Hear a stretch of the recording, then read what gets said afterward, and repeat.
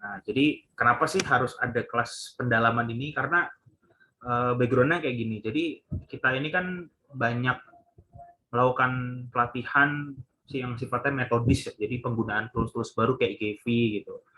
Nah, kebanyakan resistansi itu terjadi pada saat mereka peneliti-peneliti HI atau ilmuwan sosial politik itu menggunakan tools ini dan mereka memunculkan satu pertanyaan, ini buat apa? Ini relevansinya dengan ilmu HI apa nih kayak gitu. Nah, jadi itu sebenarnya pertanyaan karena ketidaktahuan ya. Jadi karena yang bertanya sangat nyaman di zona-zona kualitatif yang mungkin jadinya literatur soal apa namanya ilmu politik yang digabung dengan ilmu matematik itu jadi agak kurang. Nah, jadi apalagi kalau buat teman-teman yang kayak Mas Gali, kayak Mas Dava, kayak Mbak Tita yang di DDSC ini punya tuntutan riset nih gitu. Nah, ini untuk bikin paper, untuk publish riset itu perlu pemahaman metodologi yang kuat nih kayak gitu. Nah, jadi sesi kayak gini itu penting untuk mendalami metodologi yang secara teknis cara ngolah data udah diajarin nih kayak gitu. Nah, terus saya juga lumayan ter-challenge ya sejak beberapa kali bikin webinar gitu, beberapa kali share data, beberapa kali bikin kelas itu pasti selalu ada yang mencoba memetakan metode yang hari ini kan metode network ya, metode network atau mungkin metode AHP itu ke dalam rumah besar HI gitu. Nah, jadi rumah besar HI yang misalkan ada teori-teori klasik terus berkembang jadi teori kritisnya dan sebagainya macamnya itu pendekatan-pendekatan matematis itu berusaha dimasukkan dalam teori-teori padahal sebenarnya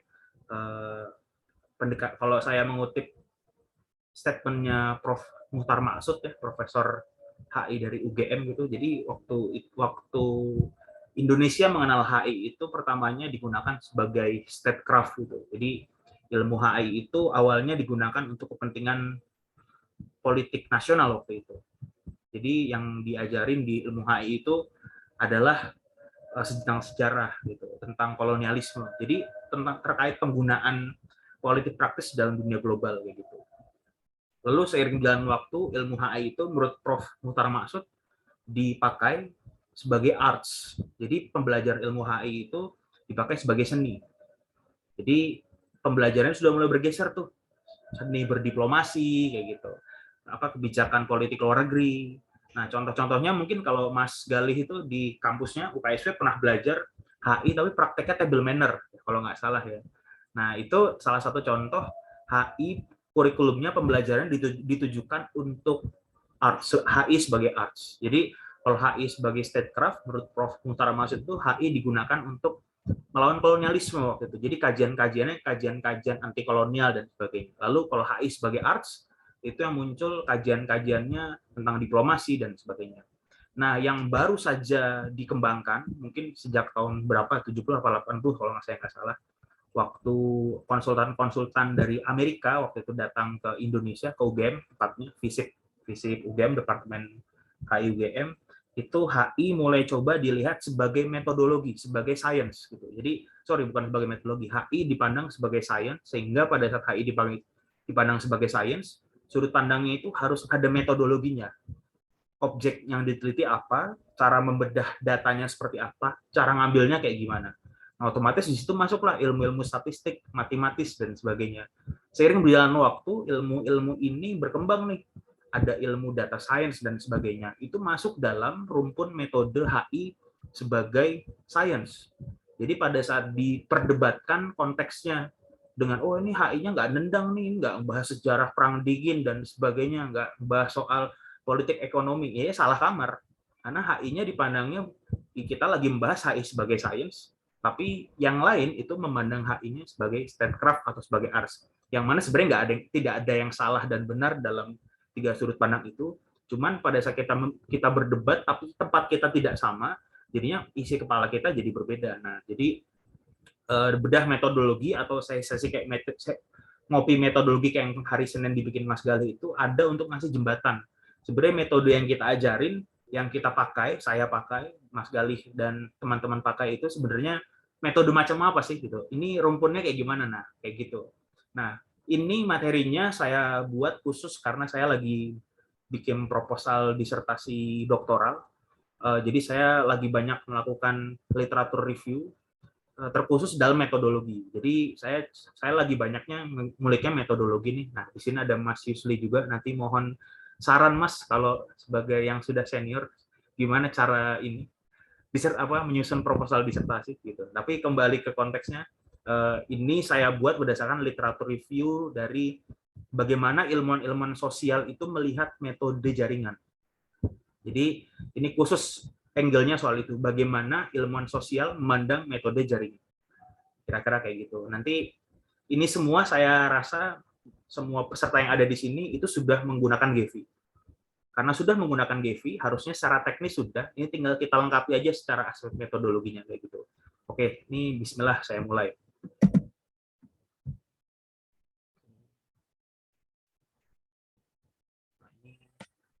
Sebenarnya ada 3 part ya. Yang part 4 ini saya belum tulis slide-nya karena masih di kertas, tapi saya bisa jelasin secara ringkas ya kayak gimana.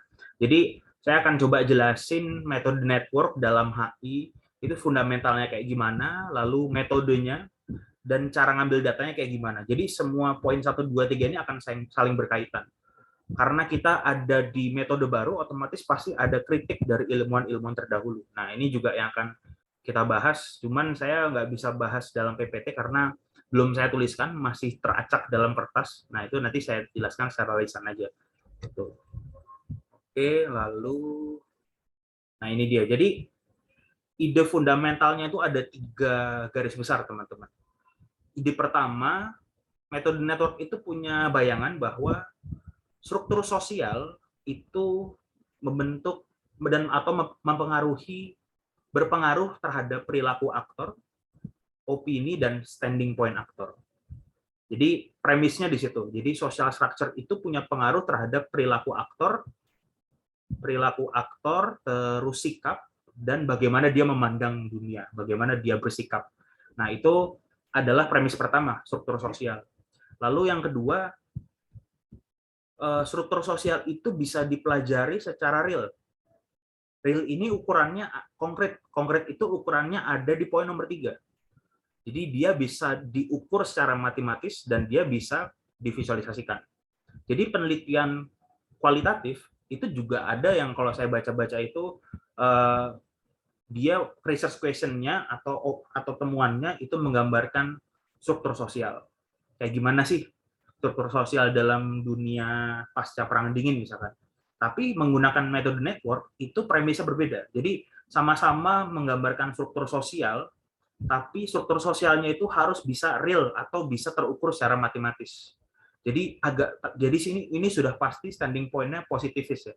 Bukan yang konstruktivis atau mengkonstruksi ide, tapi karena standing point-nya struktur sosial itu bisa dipelajari secara matematis, maka ini sudah pasti positivis. Jadi kita nggak bisa nih memperdebatkannya di level yang non positivis kayak gitu. Itu menurut Lenhart tahun 1977. Oke, terus yang kedua, struktur sosial itu didorong oleh dua hal ya. Jadi yang pertama ada premis bahwa struktur sosial itu dibentuk oleh institusi. Jadi misalkan bagaimana seseorang itu berteman didorong karena kita berada dalam kampus yang sama. Nah, itu institutional driven kayak gitu. Tapi yang menjadi keyakinan dalam metode network, struktur sosial itu dibentuk oleh relasi-relasi nyata, pendekatan relasi antar aktornya. Jadi poin besarnya adalah struktur sosial itu tidak hanya dibentuk oleh institusinya, tapi struktur sosial itu didorong dan dibentuk berdasarkan aktor-aktornya itu sendiri.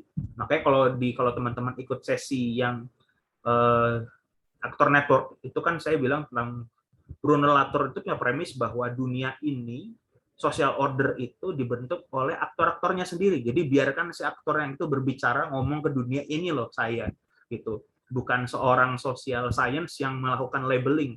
Ini strukturnya namanya A, B, C. Nah, enggak. Jadi premisnya enggak kayak gitu tuh kalau pakai network tuh. Nah, yang ketiga itu menurut Lopez dan Scott tahun 2000. Yang ketiga nih ya, seperti yang saya bilang di poin pertama, struktur sosial itu menurut metode network itu harus bisa terukur secara matematis. Kalau bisa terukur secara matematis, berarti yang mengukur itu harus algoritma. Kalau penelitian kualitatif, alat ukurnya adalah peneliti itu sendiri. Maka dia akan turun ke dalam struktur sosial itu sebagai subjek, lalu dia mengkonstruksikan apa yang terjadi atau variabel-variabel apa yang ditemukan dalam si objek itu. Tapi kalau network, itu nggak bisa kayak gitu. Alat ukurnya itu harus algoritma. Karena kembali ke poin pertama, kita ini ada di ranah positivis kayak gitu. Nah, jadi itu 3 premis ide fundamental dari network. Dia beranggapan bahwa struktur sosial itu akan mempengaruhi opini, mempengaruhi standing point, mempengaruhi perilaku, dan itu bisa dipelajari. Dan struktur sosial itu harus didefinisikan secara matematis. Nah, kayak gitu. Premisnya di situ harusnya teman-teman yang sudah pakai GEVI akan lebih paham nih, kenapa kita pakai Between centrality, weighted degree, karena premisnya seperti ini. Nah, saya lanjut ke slide setelahnya. Nah, jadi kalau menurut jurnalnya Martin Grangjian itu tahun 2021 nih, jurnalnya masih sangat baru. Di poin yang sebelah kiri, kalau teman-teman lihat, itu ada metode statistik. Jadi, Martin Grangjian itu punya argumen, Martin Grangjian itu profesor dari Swiss ya, University of Lausanne gitu. Jadi dia punya argumen bahwa metode statistik itu tidak memiliki kemampuan untuk menggambarkan jaringan. Jadi kalau teman-teman lihat di metode statistik itu ada uji validitas dan reliabilitas yang dilakukan. Itu semuanya kalau kita lihat gambarnya, grafik itu kita nggak bisa melihat relasi antar variabel atau antar aktor dalam gambar statistik itu. Bisa dipahami ya? Nah, oleh karena itu, model matematika yang digunakan itu haruslah berbeda. Haruslah model matematika yang bisa menggambarkan relasi. Dalam matematika, itu namanya graf.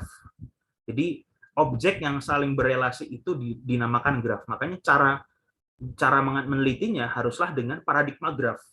Graf itu artinya ada aktor dan aktor lain yang punya relasi. Kalau teman-teman baca literaturnya, nanti istilahnya akan berbeda-beda. Ada yang menyebutnya sebagai nodes, ada yang menyebutnya sebagai vertex, dan masih banyak lagi. Jadi intinya, statistika itu sejauh ini diimprove oleh metode graf supaya bisa melihat apa relasi antar aktornya, kayak gitu. Karena metode statistik dirasa oleh Martin Grangjian itu kurang bisa menggambarkan si relasi antar aktor. Oleh karena itu kita menggunakan GEVI karena GEVI memuat matematik graf dalamnya. Nah, kayak gitu loh. Jadi semua hal teknis yang kita lakukan itu ternyata ada loh justifikasi ilmiahnya kayak gitu. Itu fundamental idenya. Nah, oleh karena itu dalam jurnal yang sama Martin Grangjian itu punya argumen. Jadi ada cycle. Martin Grangjian itu kan ilmunya ilmu sejarah ya. Jadi ilmu sejarah ketemu digital, dia jadi digital humanity. Pada saat ilmu HI ketemu ilmu digital, maka jadilah digital diplomasi. Jadi ilmu data ketemu ilmu sosial itu ternyata nomenklaturnya banyak kayak gitu. Nah, tapi semua itu akarnya dari graf. Jadi kalau teman-teman nanti saya share jurnalnya ya gitu. Jadi kalau teman-teman baca lingkarannya ada network analysis, ada social network analysis, ada network science. Dan semua itu berada dalam graf matematik disiplin. Jadi network analysis itu berarti practice of studying network data. Jadi kita belajar ngolah data relasional. Nah, ini kenapa sesi ini penting diikuti oleh teman-teman yang sudah belajar GP, karena teman-teman itu bikin data berdasarkan source target weight, yang mana itu sudah struktur data relasional kan kayak gitu. Jadi network analysis adalah bagaimana menganalisis data yang bentuknya relasional, source target weight kayak gitu. Nah, sedangkan social network analysis itu bagaimana mempelajari jaringan dalam fenomena sosial. Kalau fenomena sosialnya itu adalah fenomena diplomasi, maka kita mempelajari SNA dalam diplomasi. Jadi SN ada kata sosial di situ artinya kita menggunakan data relasional ke dalam satu fenomena sosial.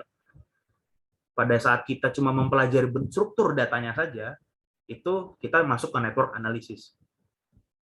Dan semua itu diajarkan dalam satu nomenklatur science yang nama network science.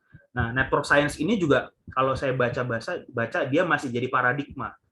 Paradigma itu kan berarti satu kesimpulan, satu asumsi bahwa satu cara, satu ilmu, satu cara ngolah data, satu cara berpikir itu memiliki asumsi aksiologis, epistemologis, ontologis, dan epistemologis. Nah, poinnya adalah sesuatu pada saat masih menjadi paradigma berarti dia masih punya challenge. Challenge-nya adalah bisa nggak nih diterima oleh komunitas epistemik.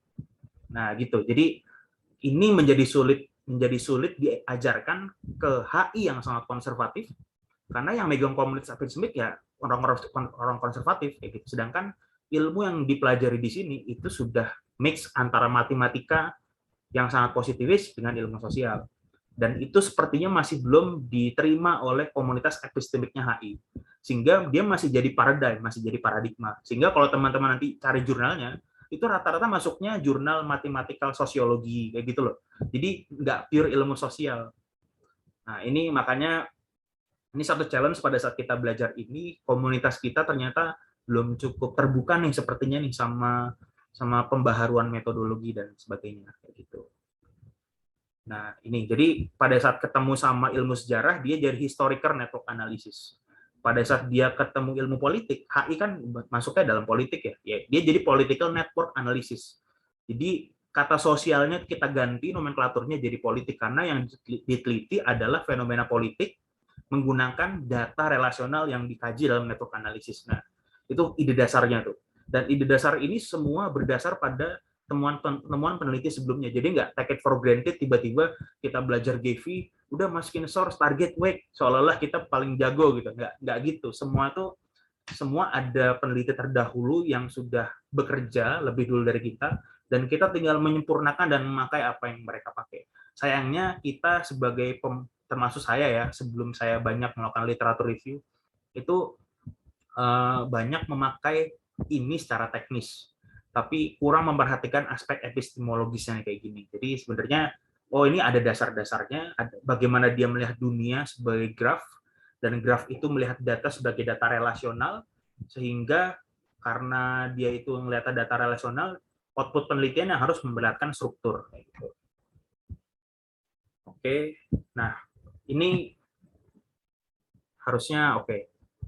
Poinnya, nih slide saya kayaknya karena dimasukin ke Zoom ini jadinya versi yang bukan slideshow.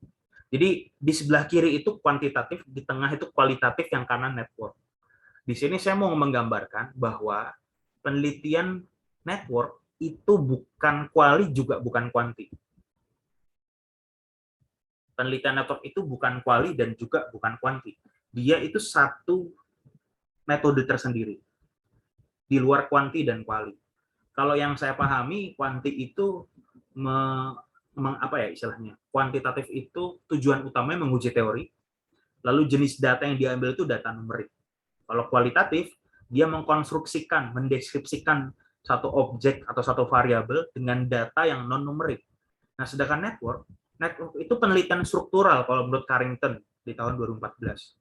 Network itu penelitian yang tujuannya bukan menguji teori, dia juga tidak mendeskripsikan satu variabel atau satu objek, tapi tugas dia itu, karena dia penelitian struktural, tugas dia itu menggambarkan struktur sosial secara matematis.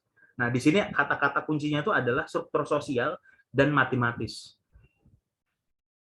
Oleh karena itu, kita ngeran algoritma weighted degree. Kita meran algoritma between centrality karena kita mau menggambarkan secara matematis, begitu. Jadi bukan kuanti, bukan kuali, tapi dia adalah penelitian tersendiri. Dia penelitian network, begitu. Nah, oleh karena itu seperti kalau di HI kan juga ada level of analysis ya, level aktor, level negara, regional dan sebagainya kalau saya nggak salah. Nah, kalau dalam network itu semua fenomena bisa dikaji pakai metode ini. Selama level of analysisnya ada dua, level ego network dan level complete network. Yang diajarkan ke teman-teman dalam workshop, yang teman-teman lihat videonya, itu adalah complete network, karena itu yang paling susah. Jadi melihat complete network itu, network ini terdiri dari berapa modularity, siapa aktor terkuatnya, dan sebagainya. Itu complete network. Cuman kalau ego network, networknya itu dideskripsikan berdasarkan si egonya atau si individunya. Jadi misalkan ada 5 nodes ya, 5 nodes yang paling besar nodes X. Kita harus menganalisis nodes X ini siapa, mengapa dia besar, apa hubungan dia dengan B, dan itu harus dideskripsikan kayak gitu. Nah, itu ego network namanya. Misalkan waktu saya kalau nggak salah Mas Gali pernah melakukan penelitian tentang the network of Taliban ya. Jadi ada satu network antara aktor India dan Cina, dan Mas Gali membuka datanya secara data teksnya, dan ternyata kelihatan ego networknya bahwa civil society-nya India itu protes ke Cina, dia seuzon nih, Cina kamu tuh ada di balik Taliban. Nah, itu ego network tuh. Yang diajarkan ke teman-teman dalam GV itu adalah complete network, karena itu yang paling sulit. Tapi ada satu level of analysis yang sebenarnya sangat sederhana, tapi butuh effort untuk menguliknya, namanya ego network. Nah, ego network itu digunakan untuk menganalisis ego antar nodes-nya atau antar vertex-nya, kayak gitu. Itu kira-kira. Lalu, nah ini dia, data collection method.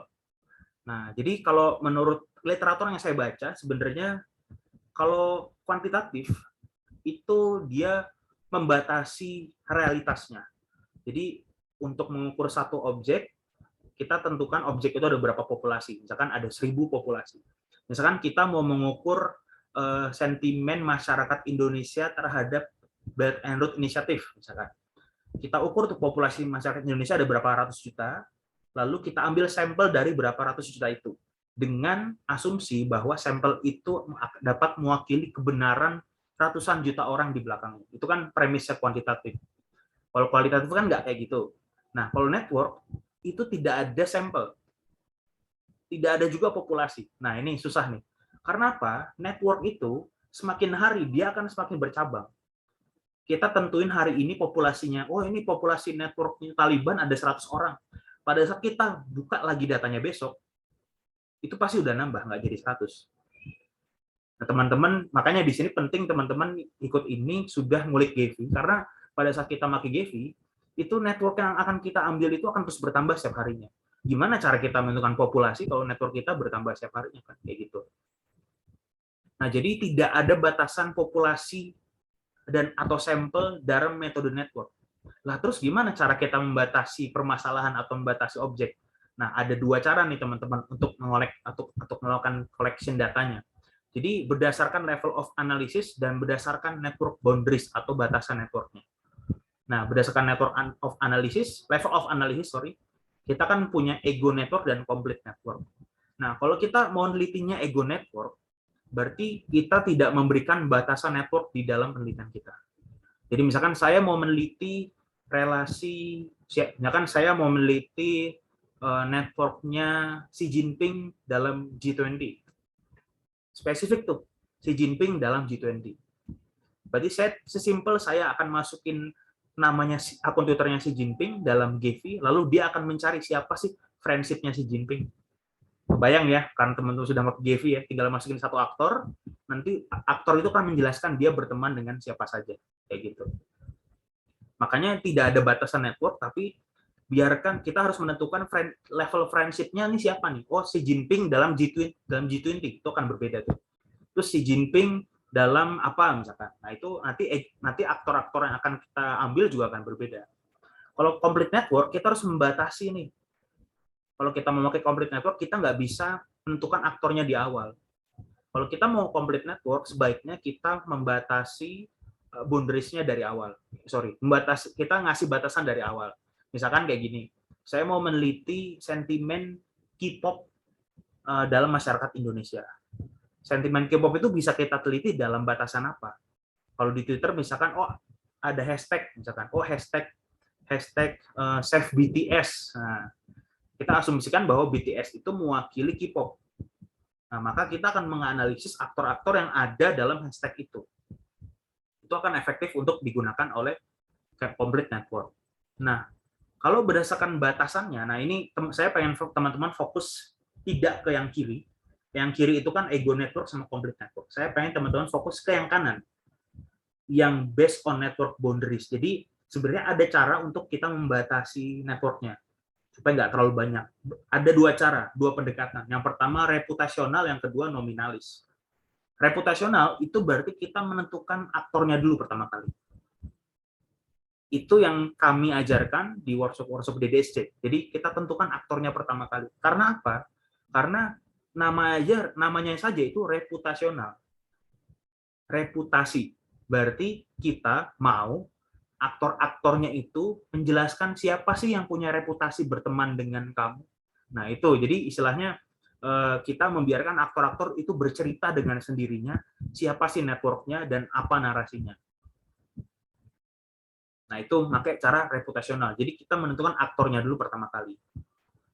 Ini akan efektif digunakan kalau kita tidak memiliki batasan, kalau kita belum tahu batasan isunya mau kayak gimana. Misalkan, oh saya mau K-pop, diplomasi K-pop di Indonesia. Itu kan sudah jelas tuh ada K-popnya.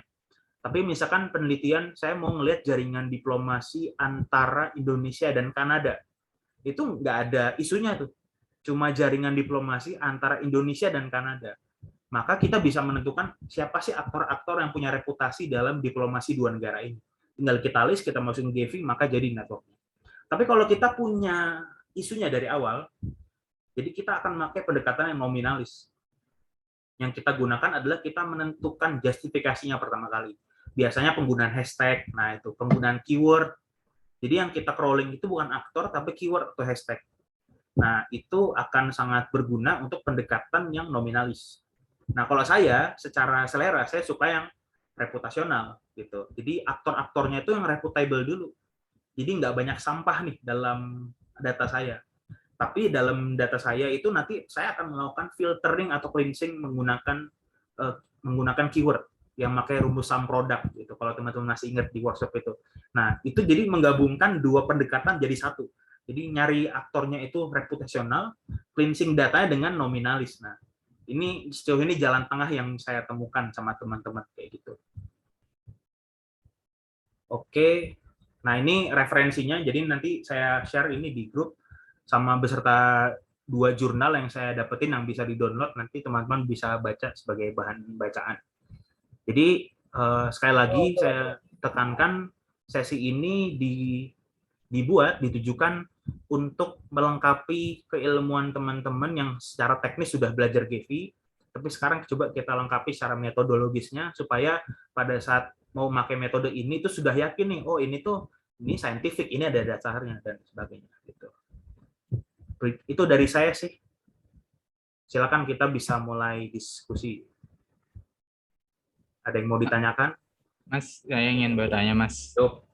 Jadi saya benar-benar tertarik banget sih sama metodologi network analysis ini dan mungkin pengen saya pakai untuk skripsi juga. Nah, untuk itu yang pengen saya tanya, yang saya masih ada bingung sih Mas, secara implementasi pakai metode ini untuk menjawab pertanyaan apa aja sih Mas? Kalau misalnya kita secara tradisional mikir metode kualitatif kita pakai realis kan isunya udah kayak kebayang nih. Misalnya saya mau pakai political network analysis ini, kayak research questionnya apa sih yang mesti dijawab, terus cara penulisannya nanti bakal kayak gimana sih, dan kayak isu-isu apa aja sih yang cocok untuk memakai metode ini. Itu sih Mas kira-kira. Siap, kebayang Dava. Ini saya coba tunjukin satu jurnal ya yang udah saya review, jadi ini kayaknya bisa menjawab pertanyaan. Ini dari Martin Grangjiang, lagi-lagi yang dari Luzang. Nah ini coba ya, cari dulu halamannya. Nah ini dia, sebentar.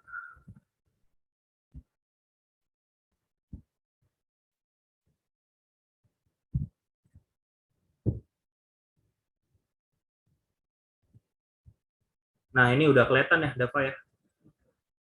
Nah ini jadi Ya Mas, sudah Mas. metode network itu bisa digunakan untuk 4 tujuan. Ini aplikasinya untuk historis ya, untuk ilmu sejarah, cuman sebenarnya ini tidak terbatas pada ilmu sejarah aja, karena kan metode ya, jadi di objek penelitian apapun dia bisa bekerja. Nah, jadi yang pertama itu adalah dia menggambarkan network secara metaphorical network, lalu secara reconstituted network, extracted network, dan metadata network. Nah, ini saya agak pelan-pelan karena takutnya bahasanya ini agak berbeda nih dari ilmu sosial kebanyakan nih.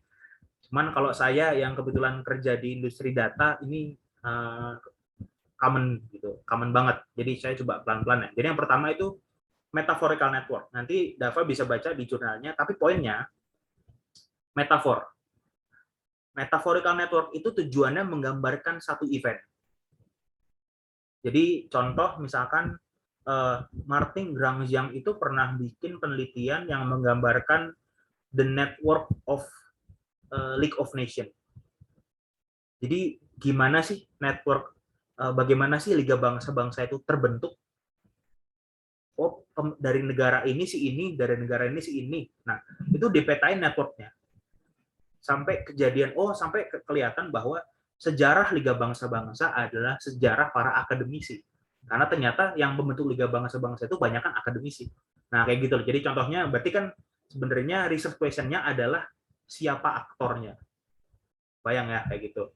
Nah, terus reconstituted network. Dari katanya adalah constituted. Berarti kalau kita mendengar kata constituted, itu relasinya dengan order atau tatanan. Kalau kita mau melihat tatanan, berarti yang harus kita lihat adalah ini pasti teman-teman dan Dava sudah familiar nih. Ini networknya modularity-nya ada berapa? Oh, terdapat 5 modularity cluster. Berarti ada 5 geng di situ. Masing-masing geng ini setelah kita baca secara konten analisis, perbedaannya apa? Siapa sih aktor yang paling dominan secara weighted degree? Nah, itu dia menunjukkan tatanan tuh. Itu reconstituted networks. Lalu kalau extracted networks, itu yang kita lihat adalah konten. Jadi misalkan Dava kembali ke yang 2 ya, saya lupa. Research question-nya berarti adalah ada berapa cluster network dalam jaringan ini misalkan.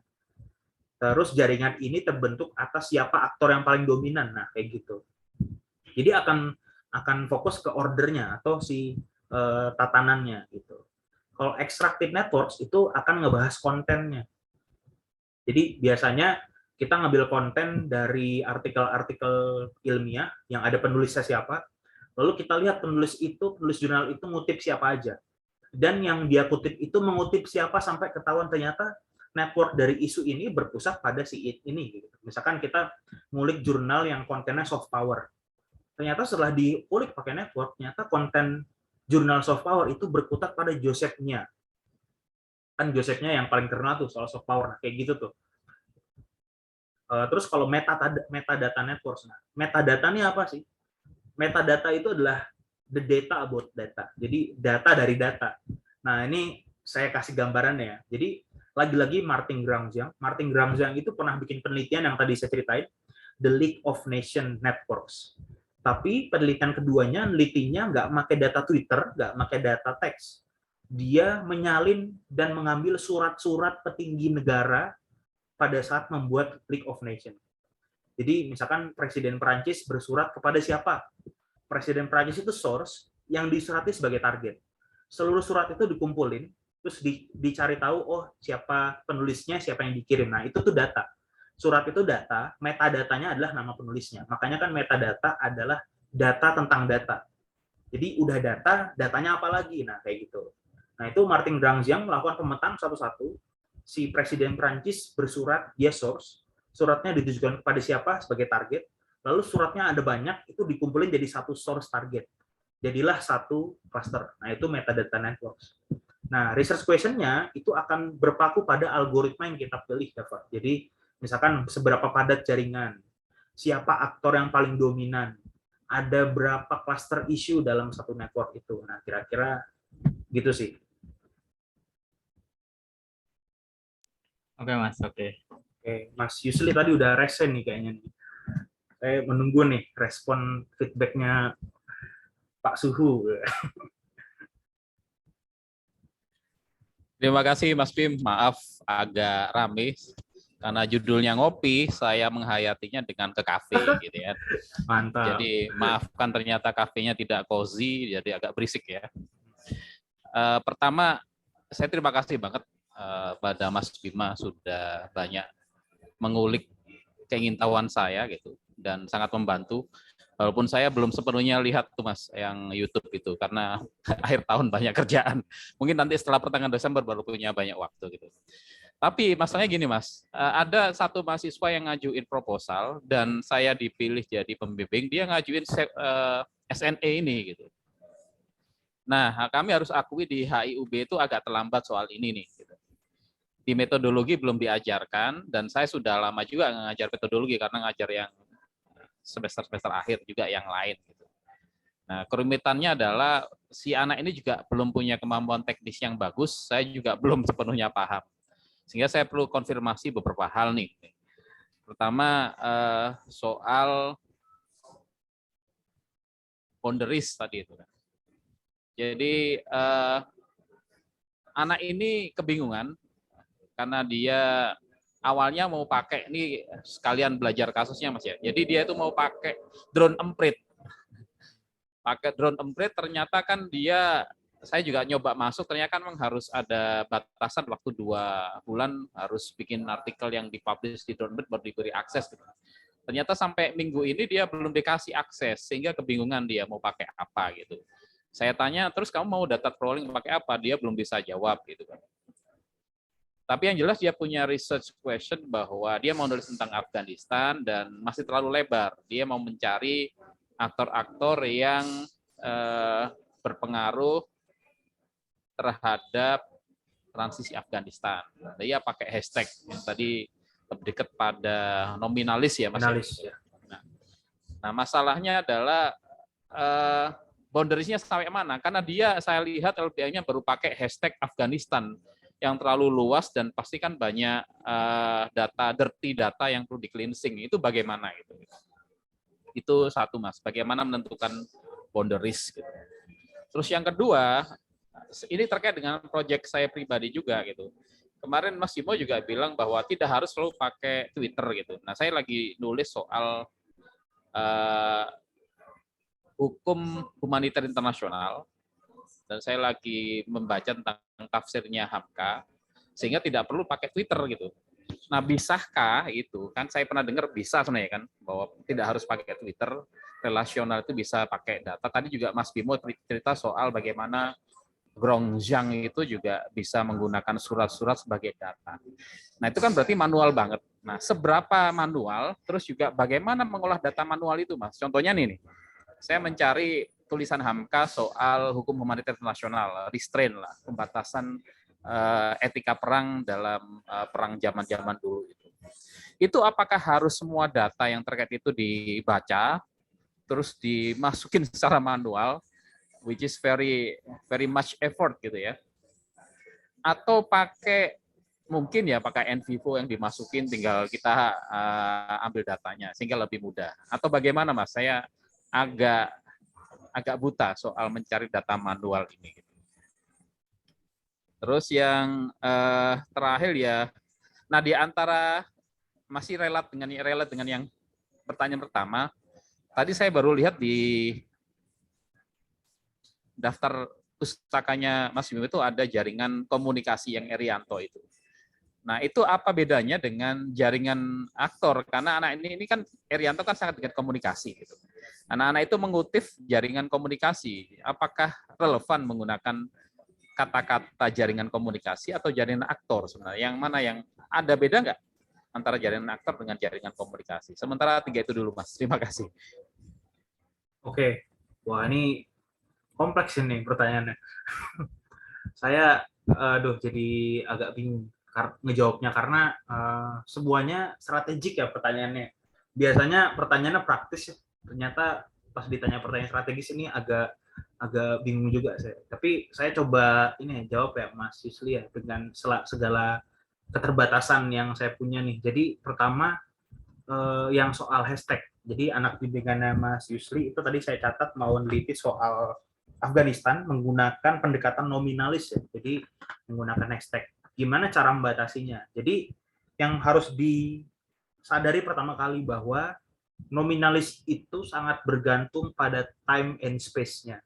Nah, ini bahasa kualitatif sekali, time and space gitu. Jadi pada saat kita mau meneliti satu isu Afghanistan menggunakan hashtag, itu harus jelas dulu time and space-nya sebagai batas. Contoh, Afghanistan dari tanggal berapa sampai berapa. Nah, itu. Jadi itu harus clear dulu tuh. Misalkan isu Afghanistan selama periode 2021 ya. Berarti datanya tidak boleh kurang dari 2021, Mas. Jadi time-nya harus jelas. Biasanya nanti mungkin Mas Galih nih yang juga peneliti Afghanistan bisa kasih bantuan ke Mas Yusli sebagai pembimbing gitu. Kan Mas Galih waktu presentasi juga ngasih batasan waktu ya kalau nggak salah 1 bulan sebelum Afghanistan turun. Nah, saya nggak tahu, lupa nih. Nanti mungkin Mas Galih bisa nambahin. Jadi time-nya dibatasin tuh Mas Yusli. Misalkan saya mau nelitinya time-nya sebelum Ashraf Ghani turun misalkan. Terus setelah turun kayak gimana. Jadi itu nge-compare itu time-nya. Terus soal space. Jadi kalau space ini sudah pasti kan ruang cyber ya. Nah, pada saat kita ngomongin ruang cyber, itu akan ada 2 perdebatan, Mas Yusli. Perdebatan pertama, ruang cyber itu adalah sama dengan ruang offline. Jadi yang terjadi dalam ruang cyber itu persis sama terjadi dengan ruang offline. Nah, lagi-lagi Mas Galih nanti akan bisa membantu ya, gitu. Karena Mas Galih pas presentasi riset itu cukup keras tuh kritik, karena ini di ruang offline nggak terjadi kayak gini. Padahal Mas Galih sudah berstatement, saya pakai pendekatan bahwa ruang offline itu sama dengan online. Yang fenomena yang terjadi akan sama kayak gitu. Terus yang kedua, perdebatan yang kedua. Ada peneliti yang akan menjustifikasi dari awal space-nya bahwa ruang offline, ruang cyber itu hanya the part of reality. Jadi dia tidak selalu menggambarkan ruang offline. Nah, itu pas saya kebetulan penelitian saya yang waktu itu diuji sama satu profesor itu dapat kritikan dari aspek itu. Jadi apakah kamu membatasi nggak bahwa apa yang kamu teliti itu akan menggambarkan kenyataan atau tidak, atau ini hanya the part of reality? Karena dengan kita menentukan sudut pandang itu akan ngaruh Mas nanti ke penelitiannya. Contoh nih, pada saat kita memilih ruangnya, batasannya itu bahwa penelitian saya itu pasti sama dengan yang terjadi dalam dunia offline. Nah, pada saat kita memilih itu, berarti kita harus cari data-data pendukung di ruang nyata, di offline, yang emang sama kayak di Twitter. Nah, pada itu biasanya lumayan sulit tuh, Mas. Jadi kita harus yakin banget sama isunya secara kualitatif, baru kita milih tuh paradigma network yang itu. Nah, yang kedua, pada saat kita memilih ini tuh hanya part of reality. Berarti kalau ini hanya part of reality, kita itu nggak akan dituntut banyak tuh. Ya udah, ini cuma terjadi di Twitter, di dunia offline nggak akan kayak gitu. Nanti yang akan dituntut adalah ngapain gua neliti kayak gini, udah tahu juga orang kualitatif juga bisa kali. Nah, kayak gitu tuh Mas. Biasanya. Jadi time and space. Time-nya itu durasinya kapan, lalu space-nya gimana? Bagaimana si anak itu akan melihat ruang cyber, space cyber? Apakah dia akan menjustifikasi bahwa ruang cyber itu sama persis dengan ruang offline atau tidak? Pada saat dia memilih sama, berarti dia harus bertanggung jawab sama hasilnya. Gimana caranya itu terjustifikasi sama, begitu. Kalau beda, itu akan jadi gap penelitian. Nah, gap penelitian itu yang mungkin akan diteruskan oleh penelitian selanjutnya. Gitu. Kalau saya lebih menyarankan space-nya itu disamain. Jadi yang ruang cyber itu mencerminkan apa yang terjadi dalam ruang offline. Nanti walaupun datanya kotor, Mas, banyak data kotor berarti aktor-aktornya banyak yang nggak jelas gitu. Itu tetap sebuah temuan gitu. Nanti anak itu bisa menganalisis, oh ini ada buzzer, ini bot robot misalkan. Itu walaupun itu data kotor, itu tetap sebuah temuan. Karena aktor network teori itu kan aktor yang berbicara kan. Penelitinya itu hanya menjelaskan si aktornya itu berulang aja kayak gitu. Itu sih Mas kira-kira. Mas Galih mungkin bisa nambahin Mas, Afghanistan nih kira-kira. Tolong bantuannya. Siap, mohon izin Mas Bimo sama Mas Yusli. Kalau saya berangkat dari hashtag ya, kalau ketika kita memilih suatu konteks, berangkat dari hashtag itu biasanya kotornya itu sangat-sangat kotor banget. Karena Afghanistan, kita harus tahu konteksnya yang anak ini mau dulu. Apakah perang Taliban di Afghanistan ataukah aktor-aktor yang sedang berbicara tentang Afghanistan atau apa kayak gitu, itu juga harus dikonteksin dulu. Karena ketika pengennya itu meneliti tentang kemarin kejadian Taliban yang menguasai Afghanistan itu, tetapi cuman hashtag Afghanistan saja, itu yang keluar banyak banget Mas. Nanti bisa saja atlet Afghanistan yang menang di Olimpiade apa itu bisa keluar. Mungkin ada saya di Jakarta yang sedang nge-tweet sembarangan, terus habis itu iseng aja pakai hashtag Afghanistan, itu juga bisa keluar. Jadi paling berat itu nanti di data cleansing-nya kalau cuman memakai satu hashtag saja. Tetapi kalau sudah dikonteskan, sudah tahu banyak, biasanya hashtag yang muncul itu tidak hanya satu, jadi bisa banyak. Afghanistan, Taliban. Jadi bagaimana kita mencari suatu data yang itu berisi tentang Afghanistan dan juga Taliban. Jadi itu sudah mulai mengerucut lagi, bukan Afghanistan Olympic atau Afghanistan Transportation kayak gitu. Jadi konteksnya sudah lebih rapi lagi karena ketika kita tidak bersih dalam meng-cleansing data yang masuk itu banyak banget. Tiba-tiba nanti ada aktor yang komersil, aktor-aktor company itu, kenapa company itu banyak ngomong di Afghanistan. Di tempat saya itu awal-awal itu muncul banyak. Oh ternyata hashtag yang saya pakai itu kurang mengerucut. Nah itu konteksnya itu kalau dari sisi data collecting, sisi data harvesting itu harus dikerucutkan dulu, itu yang pertama. Terus lalu ke tentang tentang waktunya.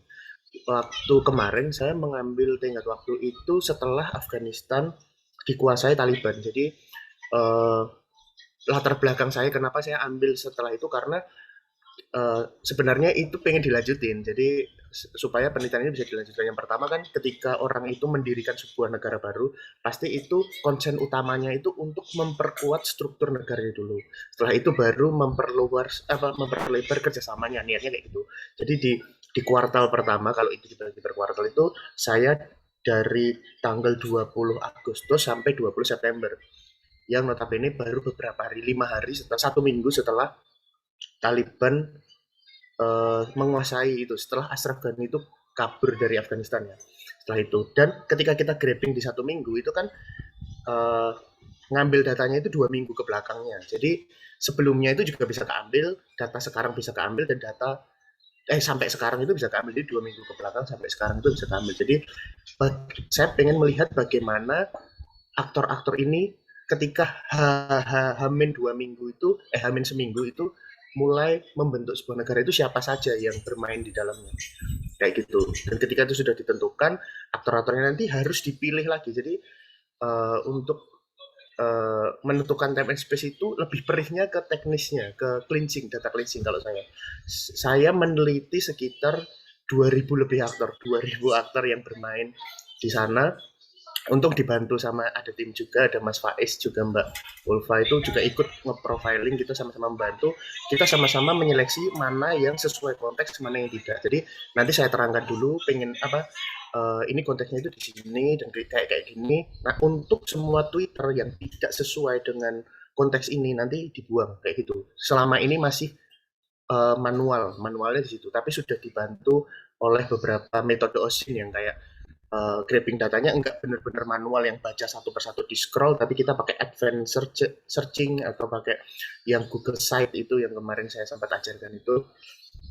Jadi semi manual ya, mungkin semi manual itu. Kalau tentang tools yang grabbing kan banyak ya, kayak NVivo, MaxQDA, Gephi, dan itu hanya metode grabbing data saja. Tetap yang banyak akan melakukan yang akan banyak berperan itu penelitinya untuk menyeleksi itu sih Mas. Jadi time and space-nya tergantung ke anaknya. Mungkin seperti itu Mas Bimo atau Mas Yusuf. Tadi ada 2 pertanyaan lagi tuh Mas Yusri yang belum bisa jawab. Jadi yang kalau nggak salah tentang hukum ya, proyek pribadi ya kalau saya nggak salah ya. Nah itu gimana caranya ngolah data manual. Jadi kalau di catatan saya, ini saya tadi sambil coba buka-buka catatan, ini karena harus sangat saintifik ya. Jadi sebenarnya dalam kajian metode network itu ada 3 jenis data, Mas.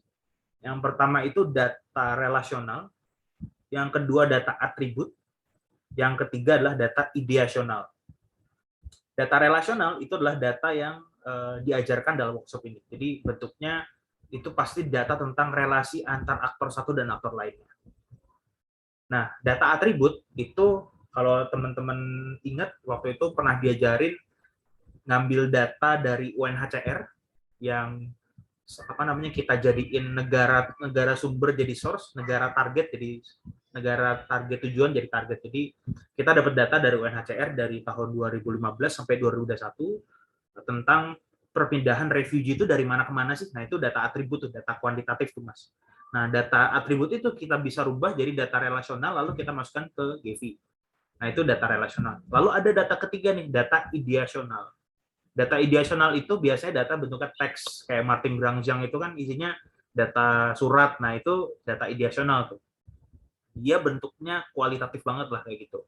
Nah, yang harus dilakukan adalah kalau data yang kita dapatkan data ideasional, mau nggak mau, gimana caranya data itu jadi data relasional. Jadi data source target weight itu, Mas. Nah, cara ngerubahnya gimana? Bisa pakai NVivo. Jadi Mas baca, mau nggak mau harus dibaca, harus dibaca teksnya, lalu dibikin code system gitu, dimasukin ke code system, nanti akan ketahuan tuh dalam satu produk hukum itu relasinya lebih ke isu apa misalkan. Jadi source-nya ditentukan apa, targetnya apa. Gitu. Misalkan biasanya saya belum pernah sih Mas ngelakuin project kayak gini, cuman saya coba ngebayangin ya gitu. Jadi misalkan biasanya ide tentang misalkan ya contoh ya, kalau misalkan Martin Grangjian itu pernah bikin penelitian juga tentang the network of Bible. Jadi Injil itu dia networkin tuh. Jadi apa namanya, mau nggak mau itu juga pakai code system. Jadi data Injil dalam surat Matius kalau nggak salah itu dimasukkan ke NVivo atau MaxQDA. Lalu kelihatan di situ, oh Yesus itu networknya paling dekat dengan sahabat siapa? Oh, ide tentang kemanusiaan punya network paling dekat dengan ide tentang kebangsaan misalkan kayak gitu.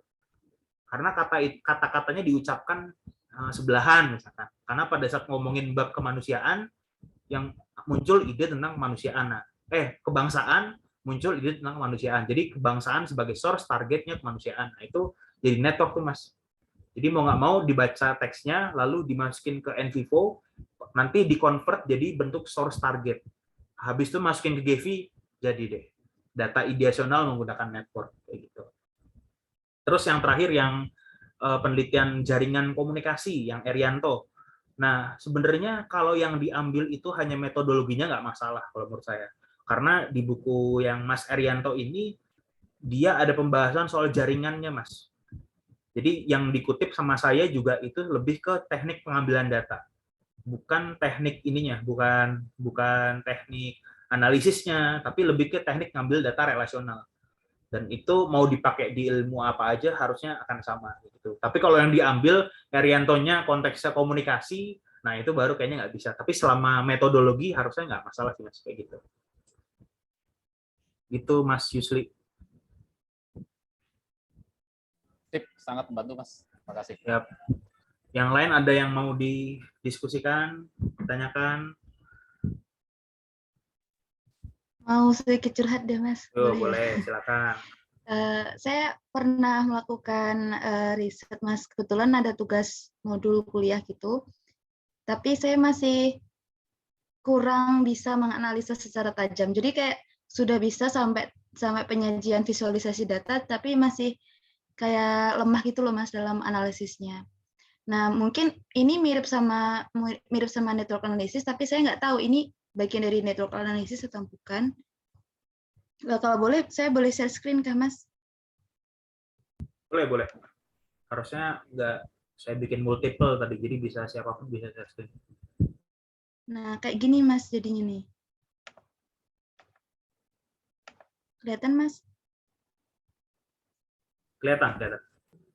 Ya, tapi di sini saya pakai R, Mas. Cuma saya awalnya nggak tahu nih harus saya dianalisa dengan apa. Jadinya saya cuma menebak-nebak aja karena mungkin saya masih lemah juga dalam literatur.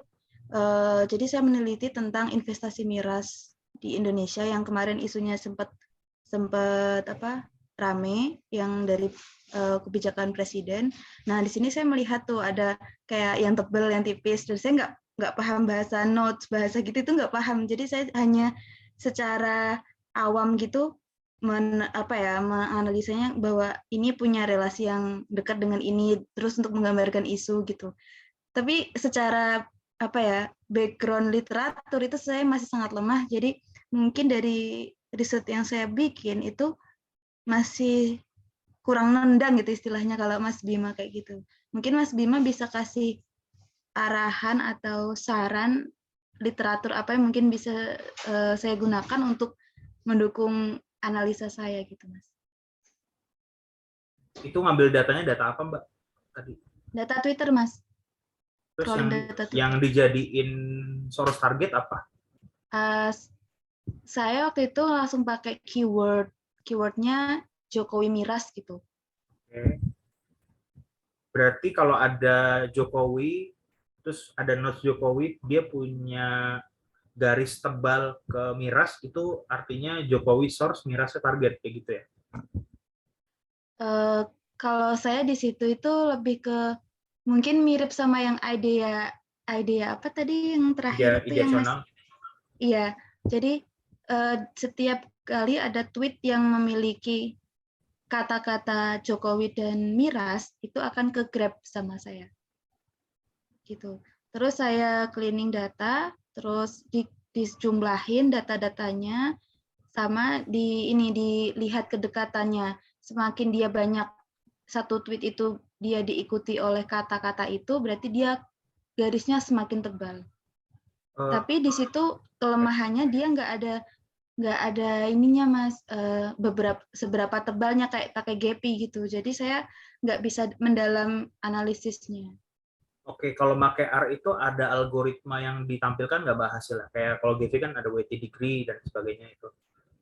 Nah, itu saya nggak tahu karena waktu itu hanya itu apa ya, masuk ke materi visualisasi data aja sih, Mas. Nggak materi yang ada analisisnya. Jadi saya mungkin masih lemah di situ. Oke. Mungkin pakai Gephi gitu bisa kali ya dipakalin pakai Gephi. Biar lebih bisa. powerful. Jadi, nah ini apa namanya, saya jawabnya agak strategik baru ke teknis ya. Strategically kayak gini Mbak. Jadi metode jaringan itu fungsi utamanya di luar dibanding kuanti dan kuali itu untuk menggambarkan struktur sosial secara matematis. Jadi ada kata-kata matematisnya di situ. Nah, pada saat kita menggambarkan struktur sosial aja, tapi kita tidak bisa menjelaskan ini weighted degree paling tinggi siapa, modularity-nya ada berapa, jadinya nggak matematis. Poinnya nangkep nggak, Mbak? Nah, jadi kayak gitu. Jadi pada saat kita hanya menggambarkan visualisasi data saja, itu namanya bukan research network. Itu data visualization menggunakan network, tapi bukan research network. Sama komentar saya ke anak bimbingan yang Mas Yusli, yang mau pakai drone emprit, saya juga pengguna drone emprit akademik. Waktu saya baru belajar Gephi, saya kan, wah Gephi ini nggak bisa nih buat ngambil data yang bersih. Saya pakai drone emprit. Cuman kenapa saya berhenti menggunakan drone emprit akademik untuk riset? Karena saya nggak tahu ukuran matematisnya. Saya nggak bisa menjelaskan kenapa nodes ini warnanya terang. Secara matematis saya nggak bisa. Tapi kalau saya pakai Gephi, saya bisa ngejelasin ini terang karena bitwitness centrality-nya tinggi. Bitwitness centrality adalah algoritma yang menjelaskan A. Nah, itu enak tuh. Jadi, secara tujuan riset tercapai. Saya bisa nggambarin struktur sosial secara matematis. Kalau cuman pakai R atau pakai drone emprit, tapi tidak bisa menjelaskan matematisnya, nah itu bukan jadi riset network. Itu namanya riset sosial media analisis. Nah, itu dibedakan tuh ya, riset jaringan sama riset sosial media analisis. Nah, itu strategisnya. Sehingga untuk menjawab atau untuk achieve standar strategi tadi, kita harus pakai tools yang bisa ngejelasin matematisnya. Dan itu Gephi. Kalau Mbak pakai Gephi, otomatis nanti interpretasinya adalah misalkan, oh ada Jokowi, ada miras, ada apa, kayak gitu. Nanti Mbak bisa cek tuh weighted degree paling tinggi apa. Oh ternyata weighted degree paling tinggi adalah nodes yang bernama miras. Berarti artinya, terus oh misalkan ada miras, terus ada lagi NU. Tiba-tiba nih ya ada NU gitu. Ada nodes miras, ada NU. Oh berarti narasi tentang miras, weighted degree paling tinggi itu adalah miras itu sendiri dan NU. Jadi ada kata miras diucapkan berkali-kali dan kata NU diucapkan berkali-kali. Dan itu weighted degree-nya paling tinggi. Jadi kita jelasin weighted degree-nya paling tinggi itu dua nodes itu, lalu kita interpretasikan. Artinya NU dan isu miras itu memiliki hubungan birelasional. Kalau NU dan miras memiliki hubungan birelasional, berarti secara network mereka ini memiliki kedekatan yang sangat kuat. Berarti kesimpulannya, interpretasinya NU memiliki fokus tinggi terhadap investasi miras. Mengapanya? Nah, mengapanya ini nggak bisa dijawab pakai network. Jadi untuk ngasih teknisnya ke Mbak Halim, network itu maksimal hanya sampai bisa menjelaskan algoritmanya aja. Weight degree paling tinggi siapa, modularity paling tinggi siapa, so on and so forth. Nah, tapi dia nggak bisa memberikan interpretasi, Mbak. Sehingga makanya metode network itu dikritik oleh orang-orang yang secara aliran itu kualitatif. Ini superficial, ini cuma di permukaan, kayak gitu. Nah, oleh karena itu, yang menggunakan metode network itu memberikan kontrakritik. Jadi makanya lahir satu pendekatan baru namanya mixed method research, mixed method network analysis. Jadi ada yang namanya mixed method network analysis. Nah, Mbak bisa baca-baca di situ. Saya juga ada literaturnya kalau saya nggak salah ya, bukunya, aduh saya lupa. Nanti saya cariin deh. Tapi ada namanya mixed method network analysis. Jadi kita menggunakan analysis network. Lalu untuk menjawab why-nya, itu kita menggunakan mixed method. Kita bisa pakai kualitatif, kita bisa kuantitatif. Misalkan ternyata NU dan miras itu nodes yang punya hubungan birelasional. Hubungan birelasional itu harus dijelaskan secara kualitatif. Nah, makanya ada mixed method tadi situ. Nah, jadi dia bisa dijelaskan secara utuh. Itu komentar teknis pertama, Mbak. Komentar teknis kedua nih, network itu dapat kritik lagi nih, Mbak, sama ilmuwan-ilmuwan. Network itu katanya mengalami yang namanya determinasi struktural gitu. Jadi atau structural determinism gitu. Determinasi struktural. Apa sih determinasi struktural itu? Bahasa simpelnya, network itu dilihat hanya bisa melihat hal-hal yang konkret. Contoh, relasi antara Indonesia dan Kanada. Dubes Indonesia sama dubes Kanada kita lihat relasinya. Itu konkret, Mbak, kalau di Twitter. Karena dubes Indonesia itu berbicara dengan dubes Kanada, sama-sama aktor. Hubungan relasinya itu konkret, hubungan antara orang yang mention dan dimention. Tapi kalau Jokowi sama Miras, ini dua makhluk yang berbeda, Mbak. Gitu. Jadi Jokowi yang manusia, Mirasnya nih bukan manusia, dia itu ide. Gitu. Jadi kita masukin data relasional dan ideasional dalam satu penelitian. Wah, itu jadinya campur aduk nanti analisisnya. Nah, yang mengakibatkan Mbak pasti kesulitan ngebacanya kalau nggak dibarengin sama kualitatif. Sehingga tadi pas jadi, oh ini ada Jokowi, ada Miras, ya udah, itu akan kesulitan tuh, Mbak. Karena nggak konkret hubungan Jokowi dan Miras itu apa. Oh, Jokowi ngomong tentang Miras. Ya. Miras itu bukan aktor manusia. Jadi pada saat kita mau masukin penelitian network, sebisa mungkin tuh apple to apple si aktornya. Aktor sama aktor, konsep sama konsep, ide sama ide. Kita nggak bisa tuh masukin relasi sama data ideasional. Data atribut sama data ideasional itu akan bentrok tuh. Nah, itu masalah teknis kedua yang tadi saya lihat di penelitian Mbak Halim. Jadi kalau mau enak, pilihan pertama datanya tetap sama, tapi di-convert ke GV, Mbak, source targetnya. Atau yang kedua, risetnya diganti temanya yang apple to apple, ya, aktor sama aktor, ide sama ide. Jangan mencampurkan atribut dan ide, aktor dan atribut, dan jadi ya udah, biar apple to apple. Kayak gitu sih, Mbak. Nah, untuk bisa ngejawabnya, Mbak coba cari keyword mixed method network analysis. Kayak gitu. Siap, Mas. Terima kasih banyak. Ada lagi nggak, teman-teman? Mbak Wani kayaknya tadi mau ini. Mbak Tita ya tadi, sorry kok Mbak Wani. Iya, Mas. Mau Mas Bimo. Ya. Iya, jadi mau tanya. Sebenarnya kalau untuk si network analysis ini, dia akan lebih efektif ketika aktornya adalah sebuah institusi atau sebuah individu ya, Mas. Karena kan misalnya let's say kita ngambil dari media sosial. Kadang kan malah justru yang opini-opininya akan justru lebih banyak keluar di akun pribadi kan ketimbang akun sebuah lembaga gitu. Ketika misalnya kita mau melihat, kita mau bikin penelitian hubungan Indonesia dan China, tapi dalam konteksnya maritim gitu, yang soal Natuna gitu loh kan. itu kita akan lebih efektif ketika kita melihat relasi antar aktor sebagai sebuah negara atau aktor sebagai sebuah individu gitu sih Mas yang mau saya tanyain. Ini agak sulit karena kalau saya bikin riset aktor itu, saya jujur aja nggak mempertimbangkan hal itu. Jadi saya nggak peduli saya mau milih aktor institusi atau negara.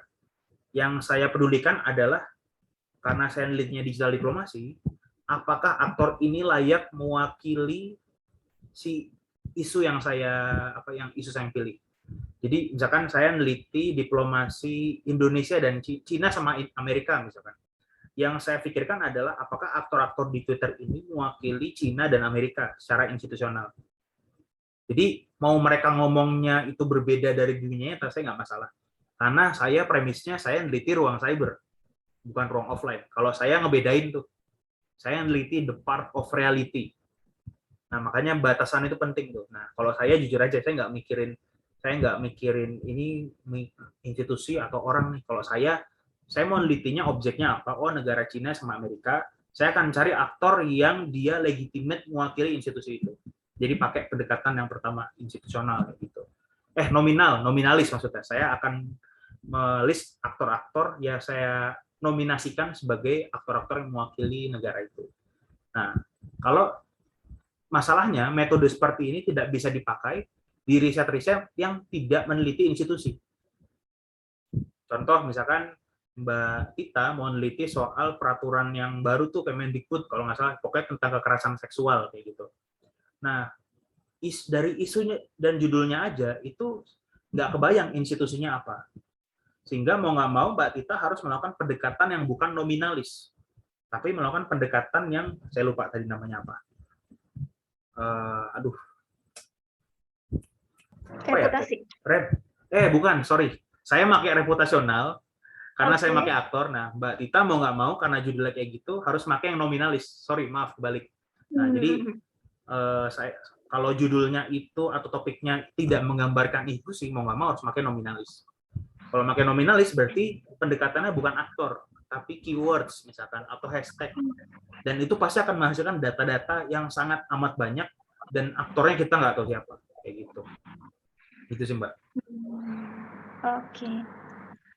Oke Mas. Oke, terima kasih Mas Bimo. Yuk. Mas Gali mungkin mau nanya, Mas Gali kayaknya gatel nih.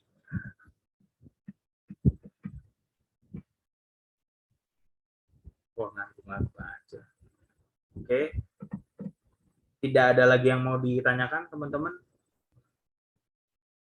Mas Bimo, paling itu sih Mas, kalau boleh kira-kira bisa nggak ngirim kayak jurnal mengenai penggunaan social network analysis ini di studi kasus yang politik ya.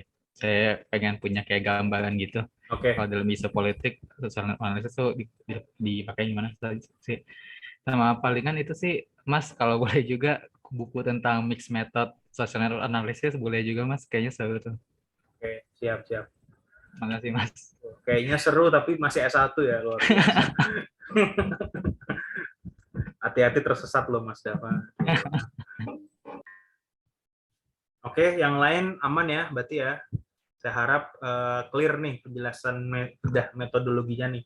Dan teman-teman kalau mau pakai metode network jadi nggak setengah-setengah nih, udah yakin ini basic argumennya, basic paradigmanya kayak gimana gitu. Mas Bimo, ya, ada nggak contoh artikel yang mudah dipahami untuk anak S1 ya, untuk anak bimbingan saya itu yang cukup menjadi pengantar gitu, yang direkomendasikan oleh Mas Bimo. Oke. Terutama yang bahasa Indonesia kalau ada. Waduh. Itu yang susah, Mas. Kalau bahasa Indonesia saya kayaknya sulit, Mas. Nggak bisa janji, cuman saya bantu cariin deh ya. Gitu. Cuman saya nggak janji dapet nih, soalnya saya susah banget nemunya. Mbak Wani, kenapa? Oke. Kenapa, Mas? Sudah saatnya Mas Bimo nulis itu, paling nggak pengantar. Pasarnya ada loh Mas gitu. Ya, makasih Mas. Saya siap nih, saya siap memasarkannya. Ya Mbak Wani gimana? Mau nanya apa? Nganu Mas, aku meh bercerita. Jadi kalau misalnya itu kita berangkat dari literatur terlebih dahulu, kemudian kita menganalisis data, kemudian kita proses lagi pakai literatur lagi, kemudian kita proses pakai data, kemudian hasil akhirnya temuan, itu berapa lama itu Mas kira-kira Mas? Maksudnya literatur tuh buat apa Mbak? Misalnya gini, kan mau ngomongin network nih, misalnya kan kalau misalnya di tesis itu kita misalnya dua tuh Mas, ada yang apa artikel, ada yang aktor network di Twitter.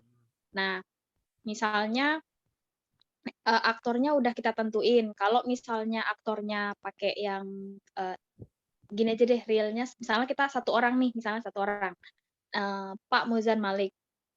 Beliau kan waktu di tahunnya itu beliau ngehits ya di Twitter karena waktu itu belum sengit sekarang apa namanya Instagram. Jadi orang masih banyak di Twitter. Nah, misalnya kita menganalisis kalimat-kalimatnya beliau, speech-nya beliau gitu. Tapi kita itu berangkat dari teori dulu, misalnya teori sosiolinguistik gitu kan, Mas. Nah, nanti kita ambil itu, kita bedah satu-satu kalimat-kalimatnya beliau itu. Masuknya kalau sosiolinguistik itu akan ke arah mana. Nah, setelah dibedah itu, kemudian di apa namanya diproses datanya pakai mungkin pakai salah satunya MaxQDA gitu Mas. Habis itu keluarkan hasilnya tuh. Nah, itu baru kemudian diproses lagi pakai apa namanya visualisasi dan lain-lain gitu. Itu kira-kira akan mengambil waktu yang berapa lama Mas ya? Jawabannya nggak ada yang pasti. Ini bukan pertanyaan yang bisa dijawab secara positifis, karena ini semuanya relatif. Pertama, relatif laptopnya Mbak Wani kapasitasnya berapa. Tuh. Kalau laptopnya kayak Mas Galis ya cepet. Tuh. Nah, atau yang kedua, waktu mengerjakan. Kalau misalkan kita cleansing data kan kita butuh banyak waktu. Nah, jadi sebenarnya tidak ada jawaban yang pasti. Ini sudah pasti 2 bulan selesai. Itu nggak bisa dijawab sepositifis itu sih. Yang harus diketahui adalah, kira-kira prosesnya ada berapa? Oh, ada 4 proses. Nah, itu bisa dijawab. Mau ambil data, ngolah ke MaxQDA, ekspor ke Excel import ke GV. Nah, berarti kan ada 4 proses. Nah, itu bisa. Cuman kalau dijawabnya waktunya berapa lama, kayaknya agak sulit dijawab. Iya, ya. Iya, saya kira-kira pengennya seperti itu. Cuman ya itu, masalah waktunya. Yang paling ya sebenarnya gini, kalau kita mau bikin research apa ya istilahnya, RPL, riset pasti lulus gitu istilahnya. Yang tidak riset pasti lulus ya. Jadi intinya ini geng RPL ini Mas. Yang penting ya udah lulus gitu. Kalau yang penting lulus berarti kita akan tidak mengindahkan idealisme riset sebagai bagian dari reproduction of knowledge. Jadi ya udah, saya nggak punya minat untuk berkontribusi pada ilmu pengetahuan. Saya cuma mau lulus gitu. Nah, itu mah nggak usah susah-susah Mbak, masukin MaxQDA udah jadi satu riset. Nah, cuman kalau kita niatnya, kalau Mbak Wani tadi plannya kayak gitu, saya rasa Mbak Wani tidak serendah itu niatnya ya. Kayaknya Mbak Wani emang mau berkontribusi untuk ilmu pengetahuan HI dan matematika kayaknya, dan HI, matematika dan sastra. Jadi kayaknya harus spend waktunya nggak bisa 1 semester gitu, mungkin 2 semester kayak gitu. Karena kan tadi kan ada gabungan antara sosial linguistik, terus menggunakan kuantitatif, menggunakan MaxQDA, lalu hasil dari MaxQDA-nya dimasukkan ke GV network. Jadi udah pakai 2 metode itu udah mixed method network analysis tuh. Nah, dan itu digunakan dengan yang menggunakan adalah Mbak Wani yang merupakan anak sastra Inggris. Nah, berarti kan ini sudah pasti niatnya kontribusi pengetahuan. Nah, orang yang mau berkontribusi di pengetahuan harusnya nggak nanya berapa semester. Gitu. Ya, tolonglah. Gitulah Oh, kira-kira oke ya. lah. Ya, kira-kira Ya, bayangannya berarti nih ya, possibility 1 tahun lah, 1 tahun. ya visibilitas Ya. dari posibilitasnya itu nggak ini ya, nggak deket ya. Ya kalau mau 1 semester ya udah pakai Max KDA jadi konten udah. Jadi ngolah konten, ngolah data, masukin Max KDA, konten analisis kayak gitu. Oh iya. Oke Mas. Oke. Terima kasih Mas. Siap. Yang lain ada, mumpung belum saya tutup nih. Mbak Arsik, Mas Faiz, Mas Redi, Mas Zaka, Mas Muklis. Kalau nggak ada yang mau ditanyakan, saya tutup kelasnya. Oke, aman ya sepertinya. Ya sudah. Aman, Mas. Oke, kalau gitu terima kasih teman-teman karena sudah menyempatkan waktu. Harusnya di bulan Januari nanti akan kelas ngopi lagi. Sangat berharap kita bisa ngopi di Malang ya. Bersama Mas Yusli, Mas Dion dan teman-teman. Gimana sih itu? Saya ikut lah. Ya nantilah kalau ada project ya Mbak. Oke, makasih buat teman-teman. Sampai ketemu di minggu depan. Semoga bermanfaat dan semoga teman-teman menggunakan metode network secara kafah kayak gitu. Selain Mas Galih, Mbak Tita, Mas Redi sama Mas Dava silakan sudah bisa live room. Terima kasih. Oke.